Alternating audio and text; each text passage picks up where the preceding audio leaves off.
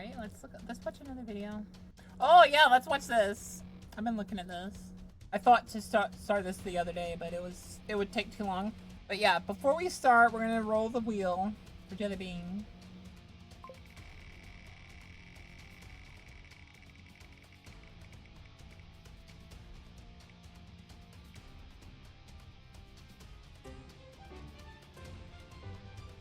Frick. Hug Boka. Boka is cute. So very, very cute. Go, go. Oh, free! Shut up. Before we start this video, I will remind you guys, today's gonna be a short day. It wasn't meant to start at 11. It was meant to start at 10 like always, but also very tired. Still am, but the show goes on. That's a short clip. Another video by Legendary Drops. We all love the Legendary Drops. Let's watch the Legendary Drops. Today we talk about the fall. Oh wait. Did I forget to? Yeah. Like and subscribe, guys. Like and subscribe. That was a good video. At the very least, for the nice, pretty pictures. Ubisoft. Look, I don't like to hold my tongue. I like to speak my mind. And from my perspective, when I see a company that has failed to deliver quality to their customers, that have completely ignored any criticism, whether that's from the industry itself, from critics, or their fans, they get what they deserve.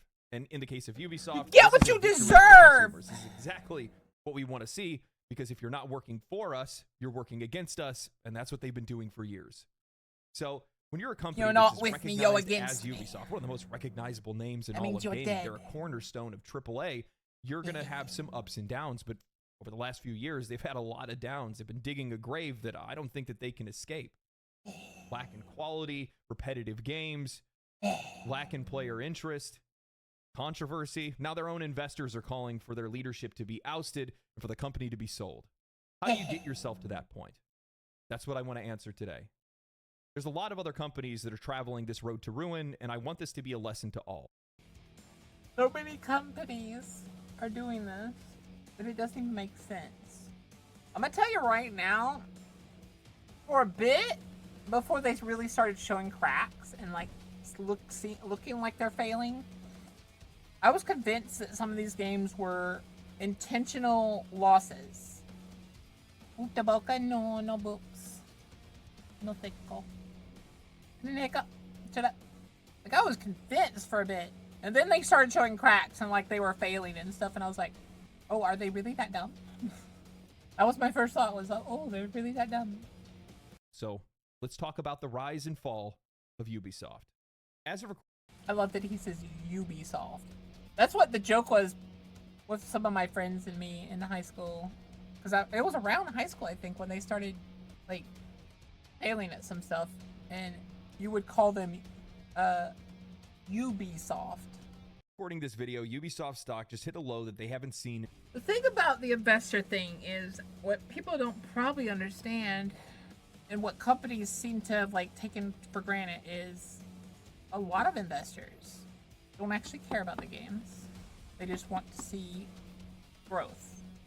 And then there are a very few amount of investors that are probably the more like vocal, who demand growth, which in actuality they don't have that right. I don't care how much they've invested, they don't have the right to demand growth from you. But then there's this other group of investors that is the good group of investors that cares about your quality because they know that quality usually leads to profit. Those are the smart investors. Oh, Jelly Bean, do you know how much their stock costs right now? It's a fall. This time last year, I think their price was around like $20-something or something. Guess what it is right now? It's in the range of some investors begging they go private. And like, I'm surprised they haven't. It's less than $2. That's a fall. And after this Assassin's Creed fully comes out, I would bet money on them going down. No, Jelly Bean, no. After Assassin's Creed comes out, they will fall. Because this game is going to be bad. It's going to be bad. If you saw one of my last reacts, there's another react by that channel. Like, that channel did another video with more crap that's wrong with the game. And this is just the small stuff that you can see in videos. In over a decade, their stock prices fell almost 84% over the past few years, and with recent releases like Skull and Bones, Assassin's Creed Mirage, X Defiant, Prince of Persia: The Lost Crown. Jellybean, this is the company that said you need to be comfortable not owning your games. This is the company that wants to monetize everything. This is one of the companies. And this is also one of the companies that has no actual support. You get an AI call, and there's like 2 or 3 people on support staff that have no power. If your support staff is non-existent, you are non-existent. You will fail one day. No, it can't, Jellybean. They've dug their grave, and now they need to lie in it. Star Wars Outlaws and the upcoming. You can see proof of this. You can, if you try to get support from a Ubisoft like company or something, you either rarely get any help. Hi, Jet Set. I'm not your mom. I'm not a mommy. If anything, I'm like the fun dad of the VTuber community. Gotcha. But yeah, so can you buy the Assassin's Creed franchise because you really want to control it? If you got the money, you could probably convince them. It'd have to be after this fail, though. After the game releases, they're just gonna be... Assassin's Creed's gonna be worthless, basically. And all I say, if you bring back Desmond, you'd probably bring back all of the Assassin's Creed fans. Assassin's Creed Black Shadows, nothing seems to be able to pull them out of this death spiral, no matter how many games they release in quick succession. When a company releases 6 games over the course of a couple of years, that's usually the sign of success, but in the case of Ubisoft, each release seems to be taking them one step closer towards the brink of collapse. That's what I'm saying. Like, they've consistently released garbage. And it gets more and more garbage the more we go on. If a good company that was fans of the original AC bought the rights, we would be in for, like, a renaissance of good games again. Like a good company. I mean, like someone like Larian Studios. Like, I can't think off the top of my head, but like game companies like that, where they care about their quality of product. They care about their fans. They want to deliver a good quality product for their fans. So how did this happen? Why did this happen? How does a cornerstone of the AAA industry fall this far from grace? Well, to answer that, we need to go back and look to where Ubisoft came from, where it peaked, and where it fell. I think it peaked at Brotherhood. I'm gonna be honest with you guys. Assassin's Creed Brotherhood was the last time they were good. Ubisoft, like many developers, cut their teeth on PC games in the late 80s. A game company initially started by the 5 Guillemot brothers, who still own and operate the company today, initially focused on games distribution as they slowly moved into games development. Titles like Zombie, Prince of Persia, and a few others helped them to gain a foothold, but it wasn't until 1995 that the company would make a name for itself. Rayman exploded onto the scene, a game using interactive and creative puzzle and platforming mechanics that we hadn't even seen before, that sold over 400,000 units by the end of the year, becoming the most popular game in Europe and cementing itself in gaming history.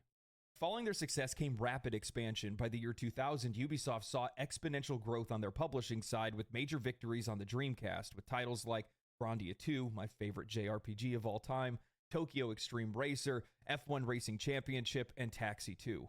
However, it was on the PlayStation 2 that Ubisoft would find its identity. While they were still publishing great games like FromSoft's Armored Core 2 and Eternal Ring and Snowblind Studios' Champions of Norath, it was during this time that Ubisoft acquired the license to use Tom Clancy's stories and name in a series of games with Tom Clancy's Ghost. The original Tom Clancy's were good. I don't like shooting games that much, but Black Flag was good. Black Flag was good. I'll agree to that. But I think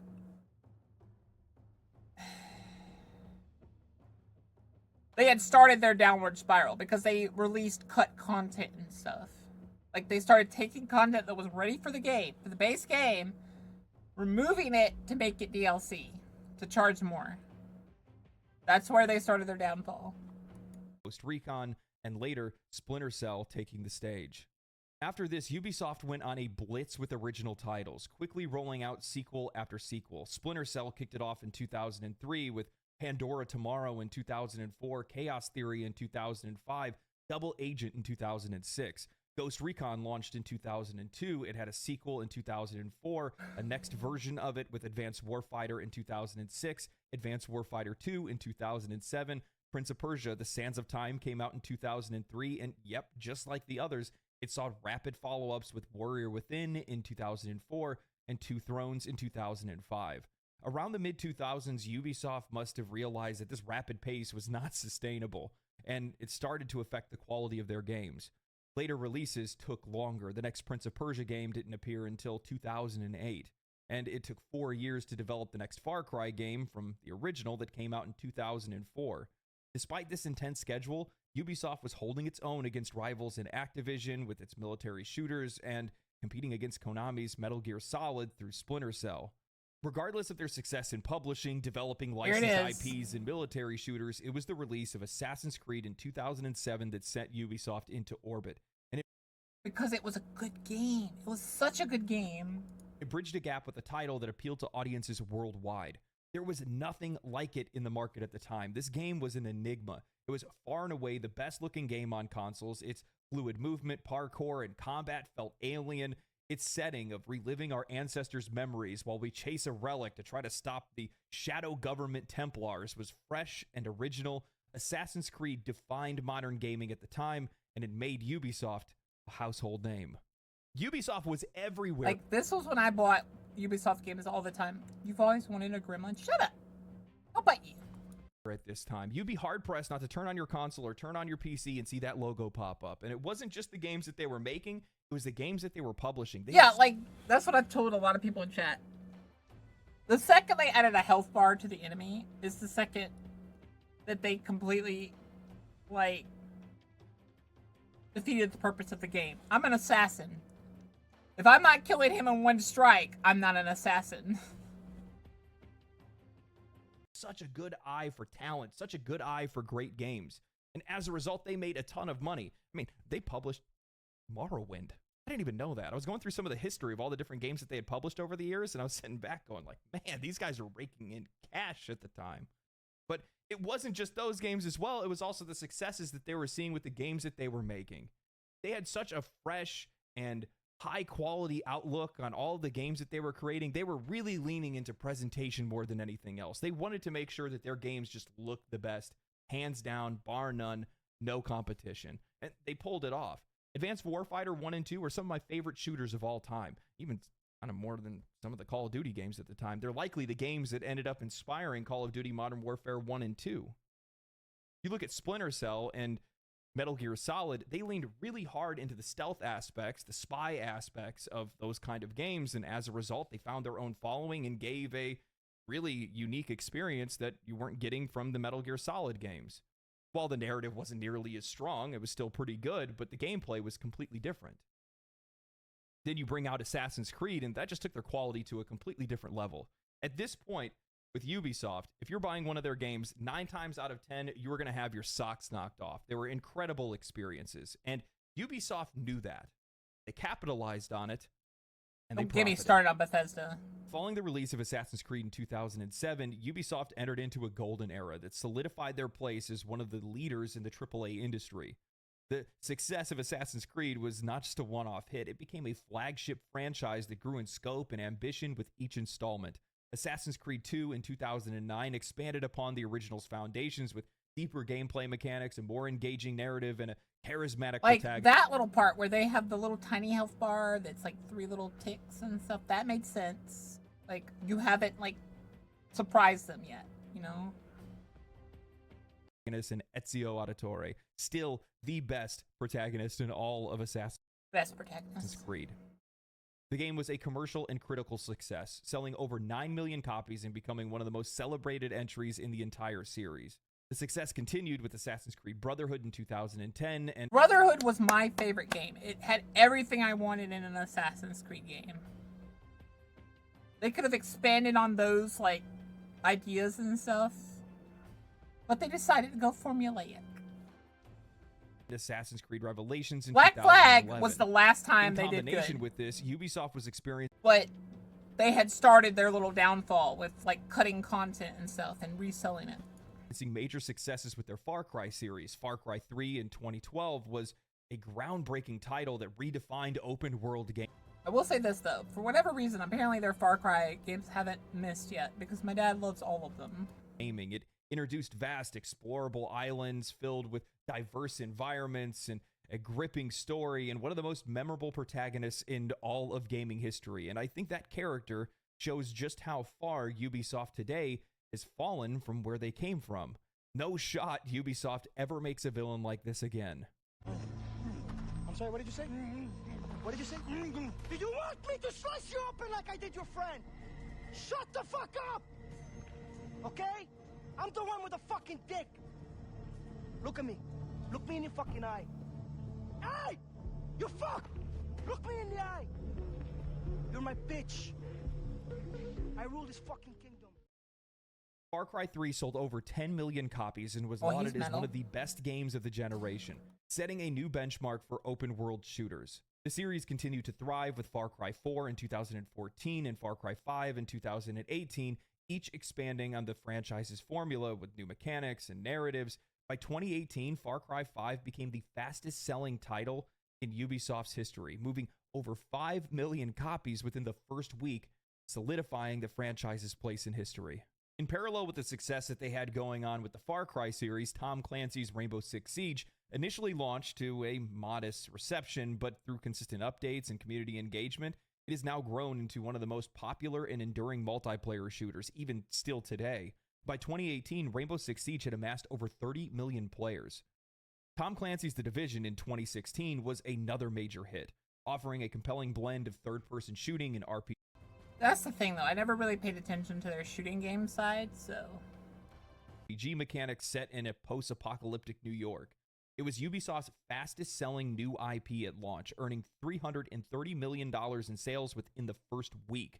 It showcased Ubisoft's ability to successfully launch a new IP while still being able to maintain their existing franchises.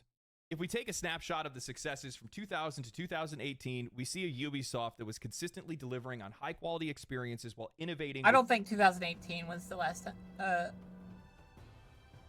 Last time, I think it was earlier. I think the cracks had started to appear before that. Creating new franchises, doing all kinds of things. But at the I started exact same noticing time, them. we also see a foreboding trend. The minute that they see a game become successful, they hammer that nail again and again and again. Sometimes within such quick succession that we're seeing sequels with games within year to year to year to year back. That was the thing, when they started doing an Assassin's Creed every year, is when they started, like, doing stupid crap. To back to back to back, and then they stop. And that's going to take a toll, not only on the developers, but also on the audiences. But by 2018, Ubisoft was worth $24 a share. It was the highest price. It's still the highest price that they've ever been worth. And in that, that's the perfect reflection, whether you care about share prices or not, it's the perfect reflection of what the company was worth at the time. 10 times the value that they were before they released Assassin's Creed. Don't get me started on Modern Warfare. That one doesn't even make sense. They were swimming in cash. They were so successful. They were massive. I think it got When to you that- reach those peaks, there tends to be a trend that follows. They've been following that trend straight into the ground. As Ubisoft entered into 2018, the cracks in its previously successful formula began to show. While the company had relied on its major franchises to drive growth and maintain its position within the industry, the strategy began to falter. The initial decline of this period can largely be attributed to Ubisoft's over-reliance on its established franchises, a pattern that we've seen with many major publishers.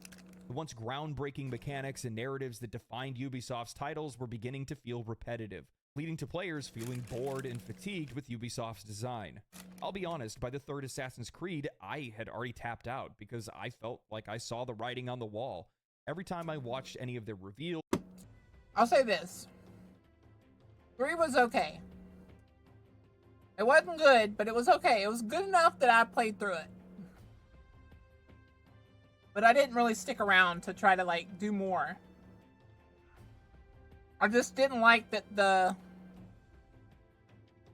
Connor aspect was left behind and stuff. It bored me too much. There wasn't any mystery left. Because you cut out the mystery part of it. And you cut out the, like, realism part of it. But that was the good thing about it. Old Assassin's Creed used to center its, like, fantasy game in a more, like, it tried to be as real as possible. While also being, like, you know, a game. And then the whole George Washington thing happened. And I was like... Well, they sold it as, like, a what-if. Evil George Washington and stuff. Which I thought was kind of cool. Or trailers, I said, yeah, I've done all this before. 1 and 2 had that mystery element of, like, what's going to happen to Connor? How's Connor's story going to go? Desmond's story going to go? Sorry, Desmond. And, like, what's over the game plan of Abstergo and stuff like that. Like, I almost completely 100% both games. I had the, like, I got to see the Adam and Eve cutscene and stuff. This over-reliance on existing franchises resulted in a slew of releases that, while still commercially viable, lacked the innovative spark that once defined the company. Assassin's Creed Odyssey in 2018 was a prime example of this issue. Despite it being a commercial success and receiving positive reviews, it didn't quite reach the heights of previous entries in the series.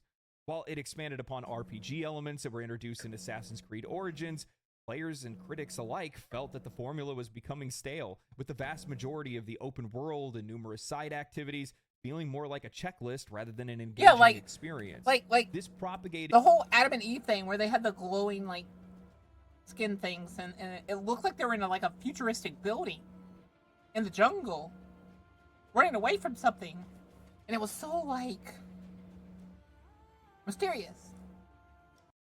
A shared perception between players and critics of more of the same. Ubisoft games were becoming predictable, drawn out, and boring. Far Cry New Dawn in 2019 suffered from the exact same issues. As a direct sequel to Far Cry 5, it attempted to build on the narrative and setting, but was seen as more of an expansion than a full-fledged new installment. The game was a commercial success to a degree, but it didn't match the sales or the impact of Far Cry 3 or Far Cry 4.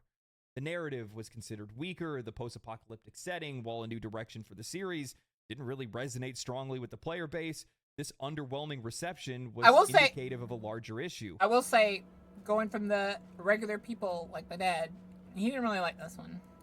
The lack of he likes all the main ones. Fresh ideas and a growing formulaic approach to game design. Another notable release during this period because I told him about the Fury of the Dragon, and he was not even curious. Was The Division 2 in 2019. Now, this game was well received. It had refined mechanics over the first game, the endgame content was really engaging, and it was twice the size, if not larger, than the first game. However, despite its reception, it didn't meet Ubisoft's high sales expectations. The live service model that they had injected into the game arbitrarily, while successful in Rainbow Six Siege, did not effectively translate into The Division 2. This is partly due to market saturation, as other players are more invested in other live service games, but from my perspective as a fan from Division 2, the live service model just didn't work here. It felt generic. In a game where you're finding loot, and that's the gameplay loop, the last thing that you want to do is buy things to wear. You want to stand out for your achievements in the game, not how much you spent on loot boxes. This pattern of diminishing returns, poorly implemented monetization, and loss of connection with the players is a common issue for companies that heavily rely on their existing franchises. While sequels and spin-offs can capitalize on established your mom. Established fan bases, they also run the risk of alienating players by offering experiences that feel all too familiar, or injecting things into those experiences that make them, well, just something the players don't want to engage with whatsoever. Ubisoft's reliance on its core franchises like Assassin's Creed, Far Cry, and The reason I will never touch Apex is they trivialized Final Fantasy. They're like, everyone can wield the Buster Sword. No, that is literally a super soldier weapon. That thing is heavier than, like, picking up, like, pure, like, concrete, like, pillar. It's got, like, 15 different weapons inside of it. Clancy games led to a perception that the company was simply reusing the same templates with minor tweaks and adding monetization. This lack of innovation and growing similarities between their titles resulted in players being less excited about their new games, and they began to see Ubisoft games as formulaic in design, with sprawling open worlds filled with repetitive tasks rather than unique and engaging experiences. And I think that's the most troubling thing when it comes to Ubisoft. It's their aversion to criticism. Get that away from me. And they're not alone in that, okay? There's plenty of other studios and journalists that are out there that feel the same way. Don't listen to the gamers, those angry gamers. They don't know anything. And look, I get it. While 9 times out of 10, players don't know how to voice their criticisms effectively, oftentimes they're just being mean when they say things. They're still telling you that something's wrong with your games and you need to fix it. But year after year, Ubisoft has completely failed to listen to any criticism, whether that's coming from... That's the thing, though. Like, they completely ignored criticism. Completely. From professional critics or the players. People have been saying for years how formulaic their design is, how scary predictable their games are. I know that if I log into an open world Ubisoft game, it's gonna have towers, or it's gonna have little spots where you go up and you can see everything. Oh, that's a circle for you. You got a tower. Good job. To be a checklist simulator. Yeah. Everybody still remembers when their developers took to Twitter to criticize Elden Ring of all games. Don't even try. Like, no. For its open world design, its quest design, and its UI. How the fuck do you do that? That's the best game that we've had. One of the best games that we've had in the last decade. Why would you look at a game like that, look at the success that it sees, and say, we need to internalize some of the things that this game did well, why players liked it, and then reflect that in our games going forward? That's how you make better products. You learn from That's literally how games used to do it. How do you think World of Warcraft got popular? It's looked at all the popular stuff and it was like, let me steal that. Let me combine that into mine. And it's not even really stealing. I don't like this current thing where Nintendo is copywriting or patenting game mechanics. No, don't do that. You're going to destroy games completely. You think it'll work well, but it won't. Because you're able to use other mechanics and stuff. If everyone starts patenting mechanics, game died. All games die. What I'm saying is, like, World of Warcraft got so big because it would take ideas from other games that were good. That's why it got popular. Am I interested in the game? Not very much. I could be convinced to play the game. Because it doesn't look that far different than what I like. But, like, they took what was good from other games, put it in their game, and then people were like, oh my god. It's good. Pirate Software had a hand in it, I think. But it's mostly because they started fixing things and they let their devs do what they know how to do. They stopped interfering. The second the suit stopped interfering with the devs is the second the game started getting better again. It wasn't really just because of Pirate Software. Pirate Software could, I guess you could say 10% of the reason is him. But a lot of the reason is the devs started being able to do stuff. Competition. Learn from the games that do well instead of looking at it, wanting to criticize it, and trying to make excuses. And we'll talk about Palworld while I'm on the next game we're playing. Which is why you think that your games are better. Don't play Assassin's Creed instead. Fuck that. Look, Ubisoft had a big... Here's the thing, Ubisoft. Your old games would probably be very popular and people would still buy them if you didn't force them onto your weird, god-awful platform. No! I don't want to log into Ubisoft. I want to play Assassin's Creed. Bit of a resurgence in 2000. Like, we were going to play all the old Assassin's Creed until I found out all of them had the arbitrary forced login to Ubisoft. 18 to 2019. And it looked like they were getting back on the horse. It looked like they were listening to player feedback. They were implementing in their games. It was making better games as a result. They were making a lot of money. But That only lasted for so long. Don't get me started on the Ubisoft. All of the other companies' launchers suck. Blizzard's was pretty okay until they added the TOS where you don't own your game, we own it. And then I was After like, a nah, period I'm of done. Declining interest and fatigue, Ubisoft managed to stage a bit of a resurgence in 2019 and 2020 by revisiting some of their core franchises with a renewed focus and experimenting with some fresh ideas. Now, who thought something like that could actually have a positive impact on your sales? One of the most significant releases during this time was Assassin's Creed Valhalla in 2020. Now, this game was a commercial hit, selling more copies during its launch week than any other previous Assassin's Creed title. It received praise for its engaging narrative, improved combat mechanics, and rich historical setting. Valhalla revitalized interest in the series. It showed that Ubisoft could make changes. However, that isn't to say that players' complaints didn't remain the same. Many reviewers and players lamented over the length of the game, and while Valhalla introduced some innovative elements, territory arcs as well as the narrative just dragged on for far too long. The game's average completion time was over 60 hours, and 100% completion was nearing over 200 hours. No matter what you do, elements that were praised at the beginning of the game are going to start to feel repetitive, and it's just, yet again, going to feel like a checklist of tasks. In the same year, they released Watch Dogs Legions, which I didn't even touch Valhalla. I want you to know that. It looks crap.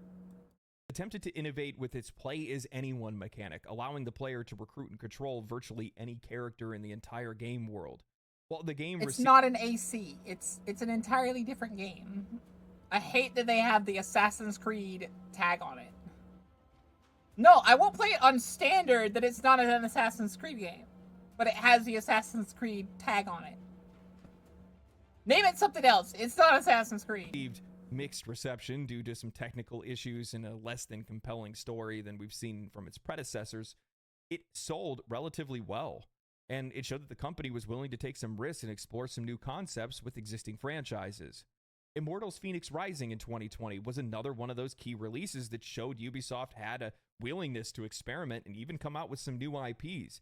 The game offered a vibrant and humorous take on Greek mythology combined with open world exploration and puzzle solving and action combat. There were a lot of folks that liked this game, and in some cases, people liked it even more than Breath of the Wild at the time. Though it didn't reach the commercial heights of Assassin's Creed or Far Cry, it showed that Ubisoft could still deliver a fresh and enjoyable experience outside of their established franchises. However, I think the most important thing to keep in mind during this period of time and this surge of growth at Ubisoft, and the biggest boon to Ubisoft at the time, as well as many other developers as well, is that, well, there was a pandemic and lockdown that was driving an increase in game sales and player engagement. With people spending more time at home, the demand for games surged. Ubisoft benefited from this greatly as their established franchises and live service games offered an extensive amount of content for players to explore. Rainbow Six Siege saw massive growth during this period, with the player base growing to over 70 million players by the end of 2021. Continued support through regular updates, new operators, and seasonal events helped keep that community engaged and invested even today. Any game studio that had a game that came out or was ready to release right around the time of lockdowns saw massive growth and massive profits. Go figure. But as we've learned, that growth is inorganic and unsustainable, and none of them had been able to maintain it. So with that said, yeah, of course, Ubisoft was going to see a little bit of growth there, and they definitely evolved a little bit past some of their game design issues, but the vast majority of those issues still remained. Those same criticisms were still there regardless of the years that had gone by. And one of the other problems that Ubisoft has is the minute that they see something work, they will hammer it until the wheels fall off. They will exhaust you as fast as they possibly can because they just want to try to make as much money as fast as they possibly can rather than paying attention to what the longevity of that game would look like. How much. That's the other thing. They don't care about if the game will do good later on. They're like, if we sell it, we win. More money you could make if the game lived longer, but they just love killing games. This is what I wish Nintendo would understand. When you have an entire industry that is criticizing your games, where in a lot of cases you can take some of these reviews for some of their games, layer them on top of each other, and it looks like they're reviewing the exact same game. When you have your players that are complaining about your monetization practices and your prices, you don't then go and just make all those things worse. You don't just keep doing the exact same thing. You don't inject How do you put XP boost in a single player game? That doesn't even make sense. That one pissed me off the most. What are you doing? Why? What is this? It completely defeats the purpose of playing games like this in the first place. We know that all you're doing is just expanding the content as far as you possibly can to make it unrealistic for casual players to play without spending money. It's transparent. That's the worst part about them. They are a transparent greed manifest. You can see everything they do and they think that they're being sneaky about it. What are you talking about? Get comfortable with not buying your games. Yeah, I know. The second they said that was when I just went and poured out what left of care I had for them. I know what you mean by that. I know the implications of what you're talking about. Because that means that you're going to try to make it where we can't buy games. That'll make us a little bit more comfortable with it in the future, right? Well, don't worry about it. We're all pretty comfortable with not buying your games. Which brings us to the rapid decline of Ubisoft over the past few years. You could probably say that somewhere around this time is when they said that. While doing nothing to compete with recent shifts in the market. To me, Tom Clancy's Ghost Recon Breakpoint in 2019 encapsulates everything that's wrong with modern Ubisoft. It was buggy, the writing was awful, it was repetitive and generic, over-bloated and over-monetized. They monetized XP gains. They put vehicles and skins that had no business being in the game into the game and destroyed any sense of immersion in a largely single-player experience. Like every other open-world game from Ubisoft, even still today, they haphazardly put in RPG mechanics like varied loot, skill trees, and more. Mechanics that Like, I like the idea of combining mechanics from other games, because that gives the possibility that maybe a new kind of game comes out of it or something, or like we find something interesting. But for a game like this, it didn't need it. Like, there was no need for it. Like, you could have asked me back then, like, if I was a dev, I would love to be in a game company. But, like, you could literally just have asked younger me, and I'd have been like, no, that doesn't make sense. I wouldn't do that. they're only there to extend the player's time in the game. Putting these elements in there as a means to gatekeep. No, EA is greed incarnate.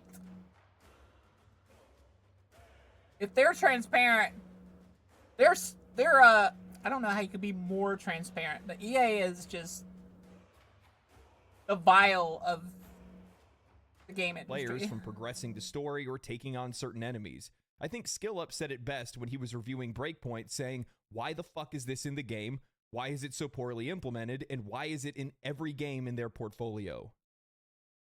This sort of design philosophy has proliferated through just about every single game that they make. And what makes matters worse for Ubisoft, and I think this is the one thing that the vast majority of people are overlooking here, it's what's killing their sales. It's the increase in competition from other publishers with new successful IPs. Games like Elden Ring and Genshin Impact have captured player interest. Elden Ring's open-world design and exploration set a new benchmark for the genre, while Genshin Impact offers a free-to-play model in an open-world game with high production values, and it's shaking up players' expectations. Here's the thing. What-you-call-it games? Gacha games have gotten more free-to-play friendly in recent years. What people don't realize is they've gotten more free-to-play friendly. There's actual... Because I've been playing with Ari on my accounts, because they help me, because I just don't have the time because of how busy I am. But for like a casual player who's playing those games, they have a decent amount of time and a decent amount of like resources, then they can get quite a few summons actually. And then if you combine if you just save up for the next banner, like say you don't want this character, you can go to the next character. You get even more summons. Like, there are still some things that need to change for it to be truly free-to-play friendly. But, like, it's getting there. Like, it has a, like... I would say if we take Genshin when it first launched to now... I wouldn't say Genshin, really. I would say the other ones. Genshin still has problems with it. Let's say Honkai Star Rail. Take Genshin back then to Star Rail now. it has way more free-to-play friendly mechanics and stuff. And like it seems to care about your time. You don't really have to log in every day. Will you have more summons if you do? Yeah, but like it's not forcing you to. It's not like saying it's not like a big amount of stuff gonna happen this day. And then sometimes if they give out a gift, it's in your inventory for like 3 or 4 days. So you're busy that day? Well, log in the next day. You'll be fine. And there's so much story. And you don't gotta pay for the story. If your characters get strong enough, you can make any character pretty strong. It's just like the newer characters are stronger. Because they have to incentivize people to get the characters somehow.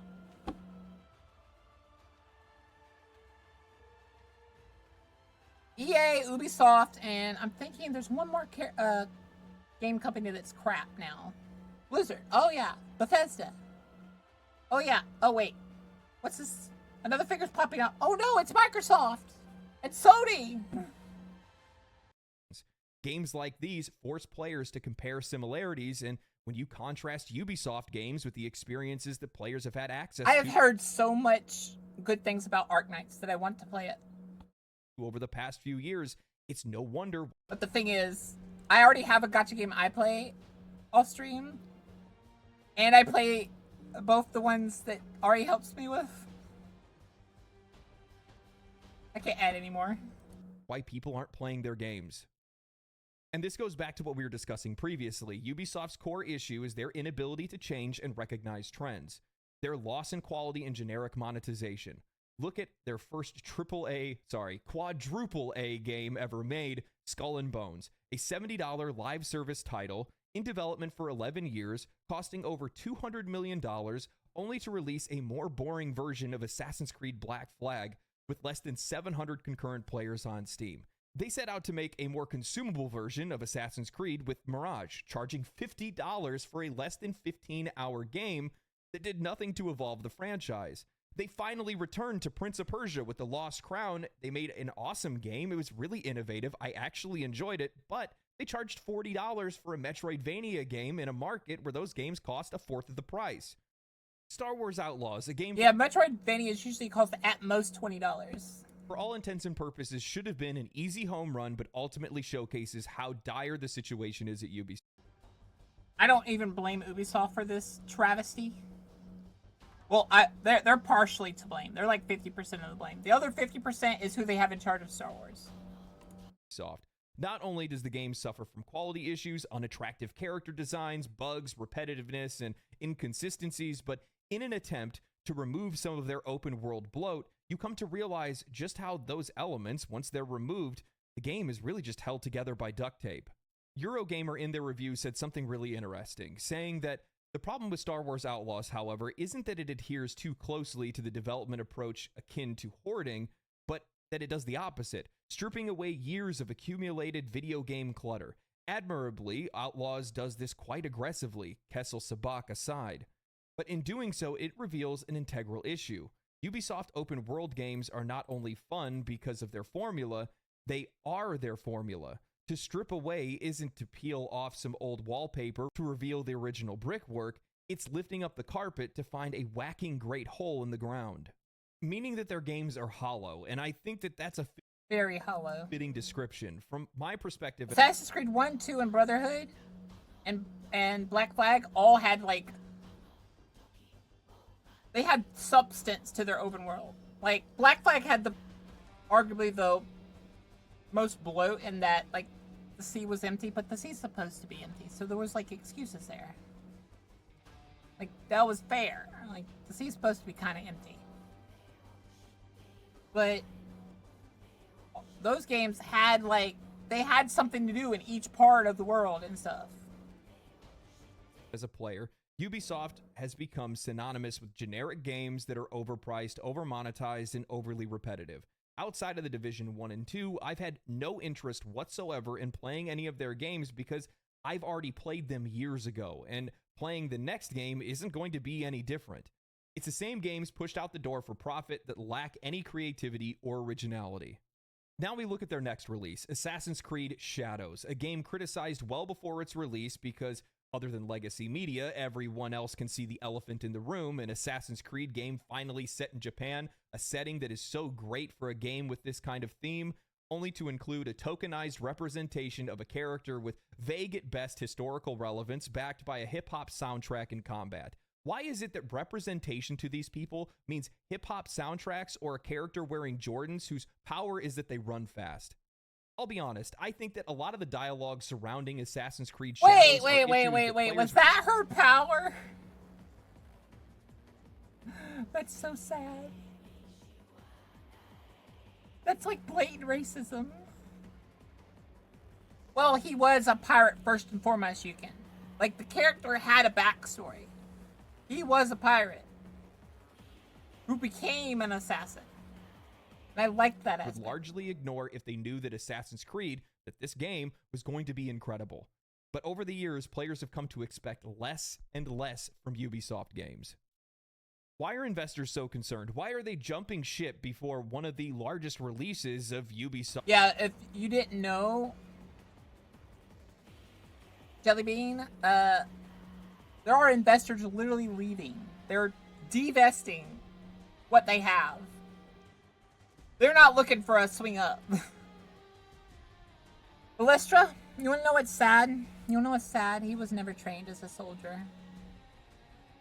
It was revealed a lot of that was fake. It was just one guy fake writing a story. Trained. You wanna know what he did? Like, what little we know he actually did? He may have at one point been a sword holder, and apparently he was bad at that. That's all we know. In recent memory. Well, why don't you tell me why anyone would want to play Assassin's Creed Shadows when they have far better Eastern-themed alternatives that without a doubt have better combat, better environments, higher quality, and better storytelling, without the need to be able to... He was adjacent to the noble. He was not right at the side. That would imply he had some honor or something in their eyes. No. If the guy was standing on a chair, he would be standing in a puddle next, off to the side of the chair. To make a statement or press their morals against an audience. Why would I play Assassin's Creed Shadows when I could play Black Myth Wukong, Ghost of Tsushima? Oh, I can't wait to play that. Or Rise of Ronin? Why would I play something that I have already played when I could play something entirely fresh? Ubisoft's issues are the same issues that plague the vast majority of the largest publishers and developers in the industry, and it's that over the years, while they've continued to grow and chase profits, they've lost a unified vision of what their game should represent. In the pursuit for profits and expanding their market share and maximizing revenue through aggressive monetization strategies, they've strayed from the creative foundations that once made them an industry leader. This fragmented approach has led to a loss of identity, resulting in games that feel more like products that are churned out to meet quarterly targets rather than passionate, well-crafted experiences. Look at the speed of Ubisoft's game releases. They struck the iron while the iron was hot, barely spacing any of their game releases, rarely making new IPs, or changing their perspective on how to deliver existing franchises. This lack of cohesive vision and the inability to change has not only diluted the... One of the biggest problems Ubisoft had before even this was their inability to bend. If you cannot bend, you will break. It's the same. With like the biggest problem. Let's go with Assassin's Creed. Everyone always asks for new stuff in it to do. We weren't saying add RPG elements. We weren't saying do that. No. We were saying have more activities to do. Like, stop making the biggest activity literally, oh, found a tower, gotta climb it. Sorry, NPC that's talking to me. I have to climb this tower. Because if it's gonna be impossible to come back here later. Quality and the uniqueness of their franchises, but also eroded the trust and enthusiasm of the player bases. They're exhausted. And I have a feeling they only added the RPG elements so they could sell weapons later down the line. Without a clear sense of purpose and a commitment to innovation and quality, Ubisoft, like many others in the industry, has found itself trapped in a cycle of diminishing returns and waning relevance. And I'll be honest, it's not going to stop.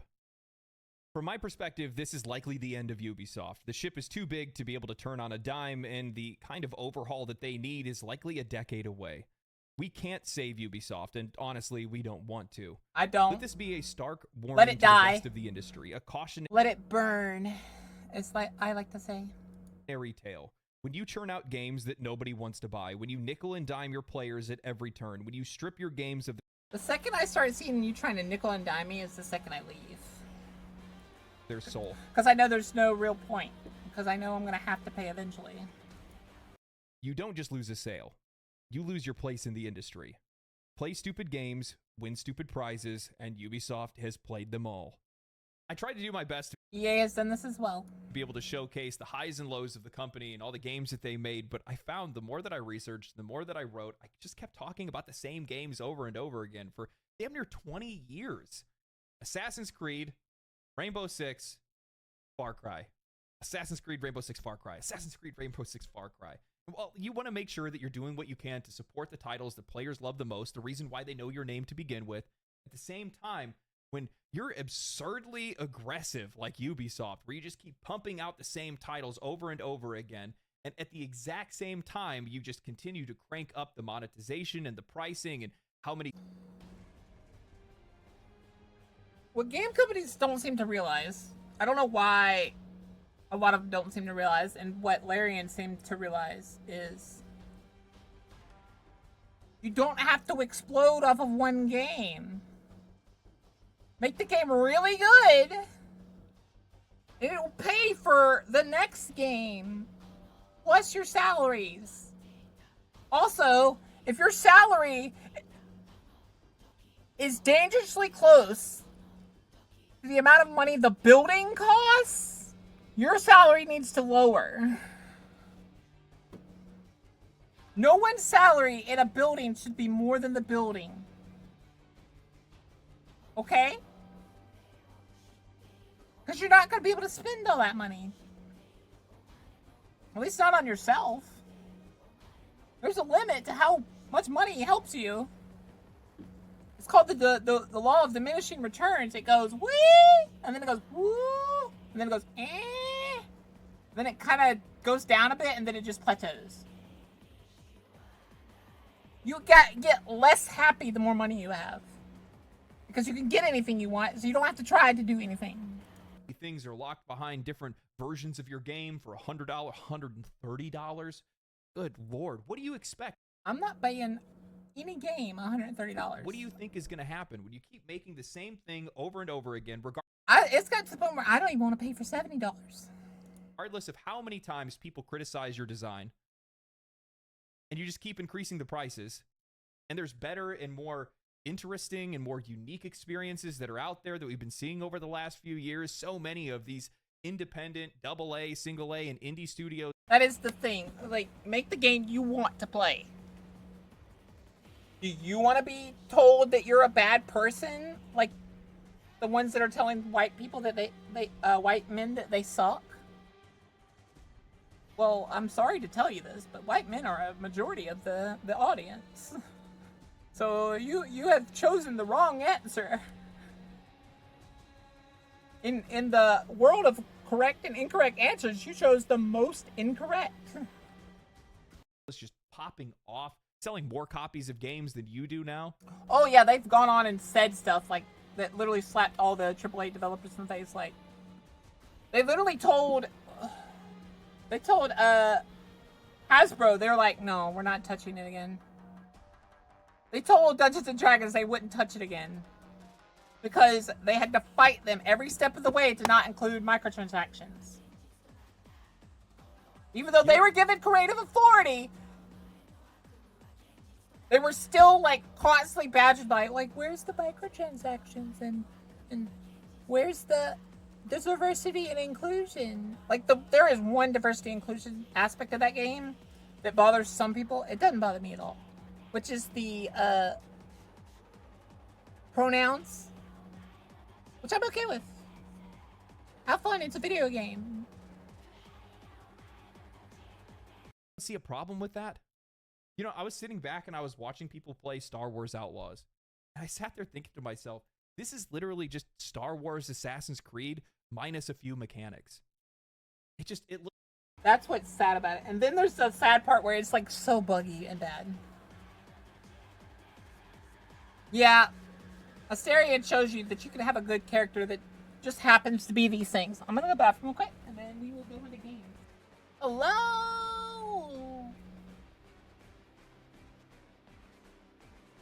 Oh yeah, his character definitely deserved it. I loved his voice character acting the most.